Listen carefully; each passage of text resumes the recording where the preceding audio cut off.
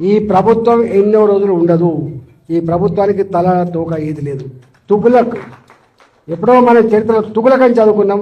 ఈ ముఖ్యమంత్రి అంటే తుగులక్. నేను చాలాసార్లు చెప్పిన ముఖ్యమంత్రి గారి గురించి.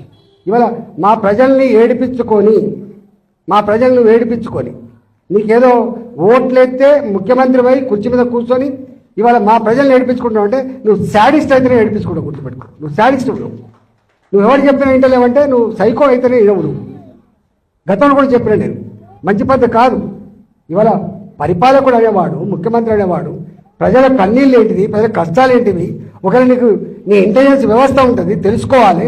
ఒకవేళ అక్కడి నుంచి తెలుసుకునే ఓపిక నీకు లేకపోతే నీ సొంత మనుషులు ఉంటారు, అందరూ తెలుసుకొని ఇట్లాంటి రెక్టిఫై చేయాలి. కానీ ఇవాళ నీ కింద ఏమవుతుందో తెలియకపోతే నువ్వు ఎట్లా ముఖ్యమంత్రి అయినావు, నువ్వు ఎట్లా వ్యవస్థ సిస్టంలో నాకు అర్థం కావట్లేదు. నీవే మున్సిపల్ ముఖ్యమంత్రి, మళ్ళీ అన్ని ఈయనకి జరిగినాయి. కాబట్టి నేను ముఖ్యమంత్రిని డిమాండ్ చేస్తున్నా, ఇట్లాంటి పిచ్చి వేషాలు మానుకో. నీ కింద అధికారులు ఏం చేస్తుందో దృష్టి పెట్టు, నీ సిస్టంను బాగు చేసుకో. కానీ మా ప్రజల జీవితాలతో చెలగాటపడే ప్రయత్నం చేస్తే ఖబర్దార్ నా కొడుక అని చెప్పి హెచ్చరిస్తున్నా.